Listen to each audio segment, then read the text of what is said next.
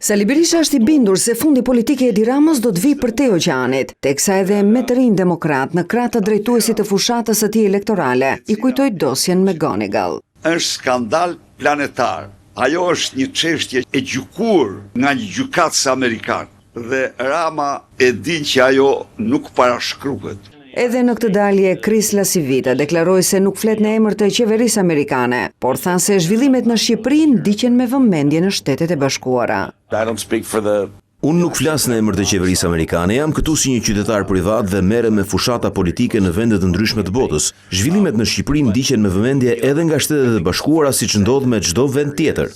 Ndërsa në një tjetër takim me operatorët turistik, Berisha premtoi formalizim të këtij sektori dhe amendim të ligjit. Task Force të veçantë për turizmin, do të arrijmë një marrëveshje ku shteti do marrë përsipër një pjesë të pagave të punojësve të industrisë turistike jashtë sezonit. Por kryedemokratin vrasës i konkurrencës në turizëm është kryeministri dhe ministrat e qeverisë. Edi Rama vetë shkon dhe merr 225.000 m2 tokë me emrin e nënës vetë dhe të vllaut. Tokë pa asnjë dokument kadastral. Berisha u angazhua të ndalojë me ligj qeveritarët si dhe familjarët e tyre në fushën e turizmit. Do të ndalohet me ligj dhe do të dënohet. Ato do konfiskohet. Të gjitha. Çfarë kanë bërë? Investimet në infrastrukturë i shesi etike për rimëkëmbjen e këtij sektori, por thotë se aeroporti i Vlorës është simbol i vjedhjes së qeverisë. Të pretendosh ndërtosh ti në një qytet me 80.000 banorë dhe në një zonë që ka gjithsej maksimumi 20.000 shtetër, aeroportin më të madh të Ballkanit, do të thotë që ti